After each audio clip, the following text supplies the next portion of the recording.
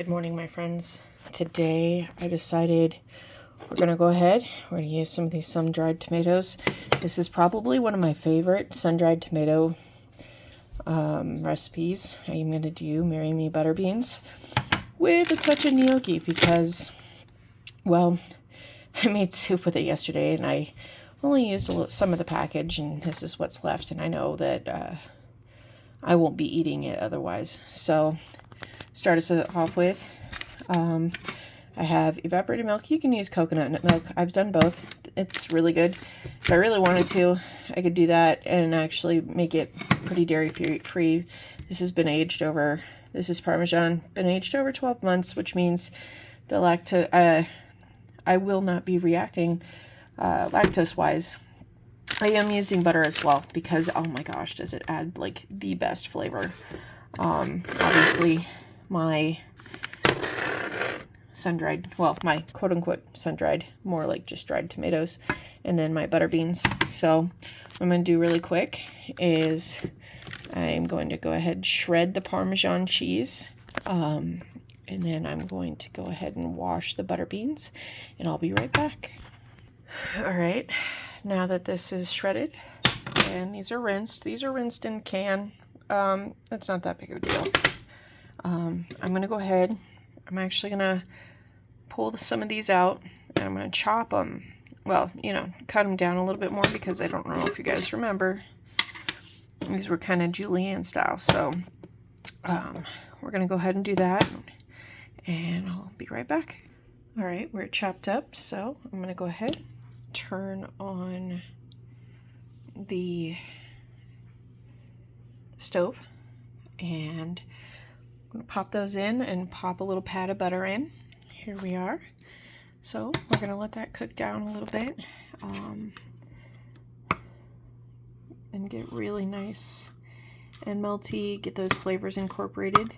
Now, you don't have to use butter. You can use some bacon fat or whatnot, but I do like the butter just a little bit. So we'll go with that.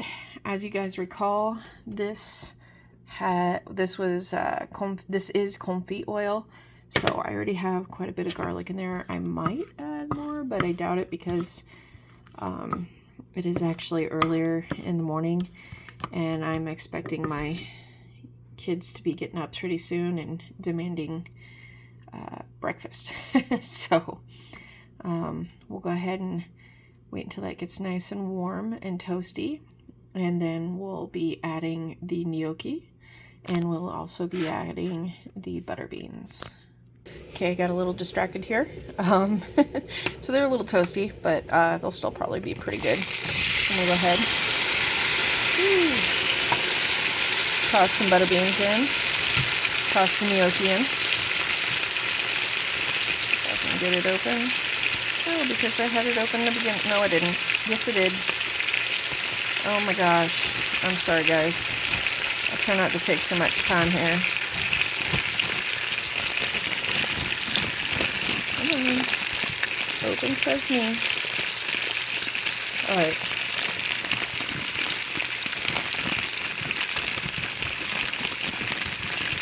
Now we're going to saute these around. Sorry. We're going to go ahead and saute these around until they're a little bit toasty. So I'll show you that in a sec. Now that we're a bit toasty, I'm going to go ahead and add the Parmesan. Why add the Parmesan first? Why add the Parmesan first? Because I like it a little bit more melty. So I'm going to go ahead and stir this and melt it down a bit. And this is a lot. This is kind of harder than your standard Parmesan. Well, not standard, but you know what I mean.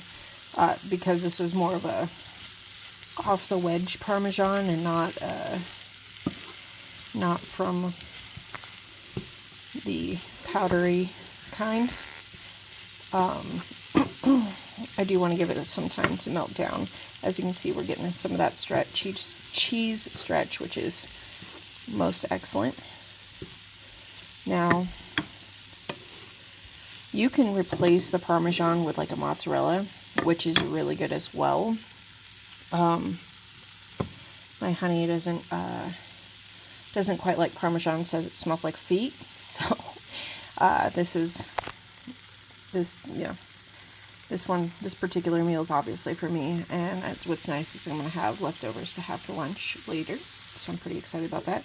Now that the Parmesan's mostly melted, I cut the heat, so I turn the heat off, and I'm going to add some of the evaporated milk, which is taking its time pouring out. And why do I cut the heat? Because I really don't like that gritty taste, that gritty mouthfeel when I'm partaking of a cream-based recipe. Let me stir that around a little bit.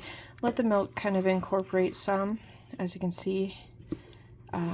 Let the heat kind of take over it. I think I was supposed to add tomato paste too, or I just didn't add enough tomatoes. It could be one of the two. Either way, it's going to be delicious, so I'm not really too worried about it. So once this is kind of incorporated a little bit more, the milk's going to thicken up a hair after a few minutes. And once it does that, I'm going to go ahead and plate it so you guys can see it. And here we are. Not the prettiest plating ever, but it will taste pretty good. So, and there you go. That was the last of my series of making things from the veggie packs from the store. I hope you guys are happy, safe, and healthy, and I will catch you guys next time.